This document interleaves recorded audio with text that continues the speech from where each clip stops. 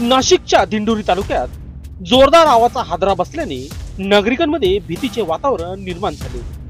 दिंडोरीसह आसपासच्या 25 किलोमीटर परिसरात हा आवाज ऐकू आला।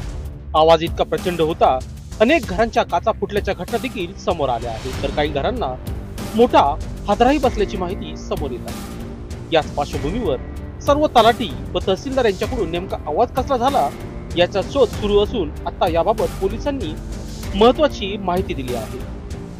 गडगडाट आणि हादऱ्यामुळे हा भूकंप किंवा विमान अपघात झाला असल्याची चर्चा नागरिकांमध्ये झाली होती। मात्र या गूढ आवाजाविषयी तपास करताना पोलिसांनी माहिती दिली की हा आवाज नाशिकच्या ओझर येथे असलेल्या HAL हिंदुस्तान एरोनॉटिक्स लिमिटेडच्या लढाऊ विमानांच्या कारखान्यात तयार होणाऱ्या सुखोई लढाऊ विमानाच्या सरावाचा होता। या सरावादरम्यान सुखोई विमान जमिनीच्या अतिशय जवळून उडत गेले, त्यामुळे प्रचंड आवाज झाला। आवाजाच्या दाबामुळे दिंडोरी भागात अनेक घरांच्या काचा फुटल्या आणि काहींना हादरेही बसला। पोलीस अधीक्षक बाळासाहेब पाटील यांनी सांगितले की झालेल्या घटनेसंदर्भात HALच्या वरिष्ठ अधिकाऱ्यांशी बोलणं झालेलं आहे। याबाबत संपूर्ण माहिती घेण्यात आलेली आहे। सुखोई विमानाचा सॉनिक बूम झाल्याने आवाज येतो।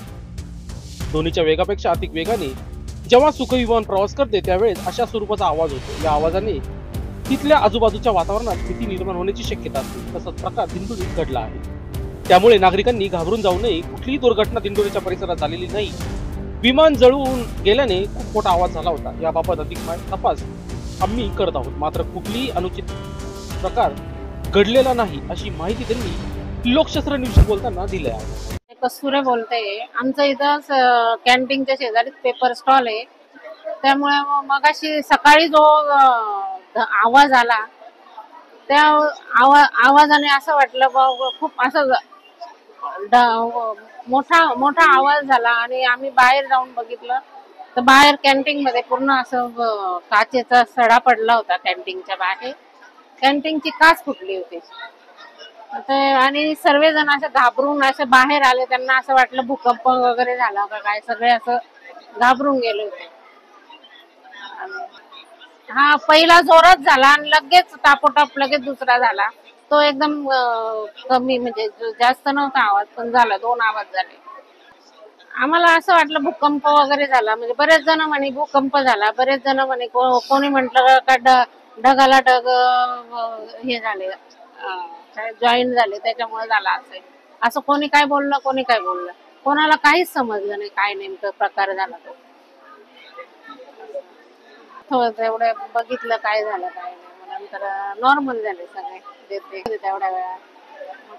साहेब हे आपलं ऑफिसचे साहेब वगैरे पण बाहेर आले, बघितलं त्यांनी काय झालं।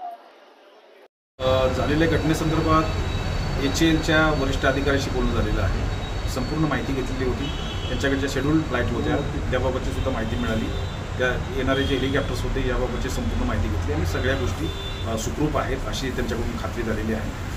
हा जो विषय आहे तो सुखोई विमानाच्या संदर्भात एक सोनिक बूम झाल्यामुळे हा आवाज येऊ शकतो। याचा अर्थ असा आहे की ध्वनीच्या वेगापेक्षा अधिक वेगाने ज्यावेळेस सुखोई प्रवास करतं त्यावेळेस अशा स्वरूपाचा आवाज हा होतो आणि त्या आवाजामुळे वातावरणामध्ये त्या एरियामध्ये भीती निर्माण होण्याची शक्यता असते। तसाच प्रकार हा दिंडोरीमध्ये सुद्धा आहे। अशा स्वरूपाची माहिती HALच्या अधिकाऱ्यांनी दिलेली आहे, त्यामुळे इतर बाबतीमध्ये काही भीतीचं वातावरण नाही आहे किंवा घाबरायची आवश्यकता नाही आहे। कुठलीही घटना ही दिंडोरीच्या हद्दीमध्ये अशा प्रकारची कुठलीही झालेली नाही। सर त्या ठिकाणी काही काचाही फुटल्या आहे, इमारतीच्या काचा फुटल्या आहे किंवा बस स्थानकावर असलेल्या बसला देखील त्या ठिकाणी प्रवाशांना जबरदस्त धक्का आहे तो जाणवला आहे। बरोबर, ते जवळून गेल्यामुळे साधारणतः आवाज खूप मोठा झालेला होता, परंतु इतर काही डिटेल्स आहेत त्याबाबतची माहिती आम्ही घेत आहोत, परंतु अशा प्रकारची कुठली अनुचित घटना ही त्या ठिकाणी घडलेली नाही हे मात्र निश्चित। ओके,